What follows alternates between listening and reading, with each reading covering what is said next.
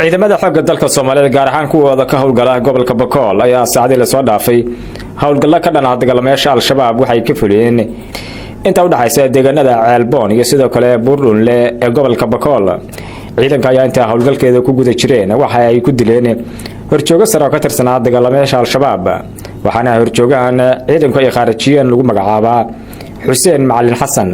waxaana dagaalamayaasha Al-Shabaab u qabilsanaa gobolka Bakool. qoraal ka soo baxay dawladda federaalka Soomaaliya ayaa lagu sheegay in horjoogahani uu muddo 15 sano ka tirsanaa dagaalamayaasha Al-Shabaab isagoona ka dambeeyay weerar fara badan oo lagu qaaday ciidamada xoogga dalka Soomaaliyeed iyo sidoo kale qaraxyo ka dhacay magaalada Muqdisho. Cilmi Aadan Isaaq amaanduulaha guutada sagaalaad ciidanka xoogga dalka Soomaaliya ayaana warbaahinta u faafeeyay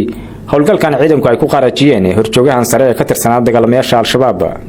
joogii ugu sareeyay gobolka Bakool ama eriyada saddexdan gobolka Hiiraan, Gedo, Baay iyo Bakool in halay markii ahayd 7:41 daqiiqo meel u dhaxayso Ceelboon iyo degmada Buurlunle qiyaastii u jirto degmada Waajid 45 kilomitir in lagu soo tiro. Ilaahay ku mahadsan waxa ku mahadsan ciidanka xoogga dalka Soomaaliyeed guutiisa sagaalaad ururkiisa 95aad ciidanka gaarka ah oo soo fuliyay howlgalkaas sida anaga hore ugu sheegnay shacabka Soomaaliyeed kama caajis doono inaan qawaariij aan layno qofkii dilan hadii qofku uu jana galayo haday ayaga ku dilaan jana galaysid ma garanayo sabab kale to looga aamusi karo sida daraadeed waa guul u soo hoytay shacabka Soomaaliyeed ciidanka xoogga dalka Soomaaliyeed qof walbo jecel jiritaanka ummadda Soomaaliyeed halkan waxaan ka bogaadinayaa ciidanka xoogga dalka Soomaaliyeed meel kasta oo joogaan waxaan leeyahay la dagaalama dila si kasta idinku ku dili kartiin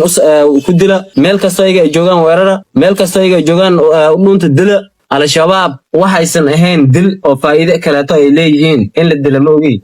shacabka Soomaaliyeed waxaan leeyahay la shaqeey ciidanka xoogga dalka Soomaaliyeed meel walba uu joogo sida ay ula shaqeeyaan shacabka Bakool shacabka gobolka Bakool sida ay ula shaqeeyaan ciidanka xoogga dalka Soomaaliyeed gaar ahaan guutada sagaalaad qaybta 6aad ciidanka shacabka la shaqeeya sida daraadeed waxaan leeyahay ciidanka xoogga dalka Soomaaliyeed meel walba joogtay shacabkiina kasbada shacabkana waxaan leeyahay ciidanka xoogga dalka Soomaaliyeed idinka ay soo dhafayaan idinka ay soo jeedaan meel walba idinka ay taageen idinka ay dhimanayaan idinka ay dhaawacmayaan waxaan diyaar u yihiin inay ka dulqaadaan culayska idin saaran sida daraadeed waxaan leeyahay la shaqeeya ciidanka xoogga dalka Soomaaliyeed cid walba gacan ka geysatay in la dilo